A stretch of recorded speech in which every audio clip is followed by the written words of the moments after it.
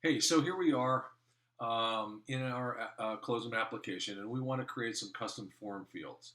So let's jump on down to settings. There's form settings here. Click on that, and right now there's this default of staff fields. Let's say we don't want that. We'll get rid of that. So we have this field called Other. And I'm going to edit this, and I'm going to call it, let's say, interest level, and I'm going to save that.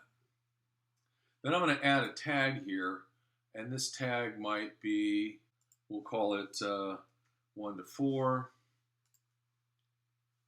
and I'll add another tag that is 5 to 9, and I'll add another tag that is 10 plus.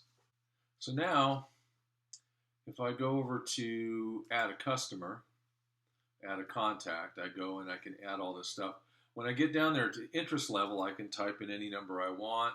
This is 2, and then tag them however I like.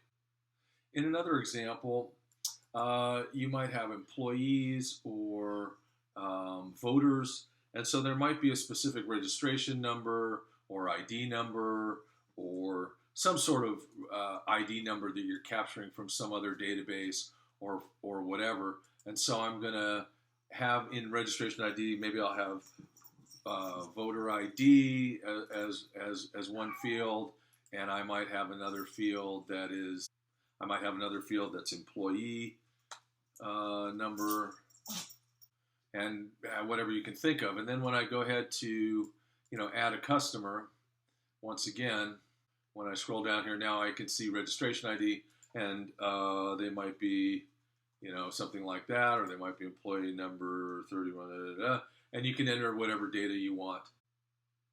And it's not just numbers that you could add. So for example, we're just going to add a form field, and I'm just going to call it data for sake of argument for right now. And then I'm going to add a tag, and again, I'm just going to call it data for sake of argument.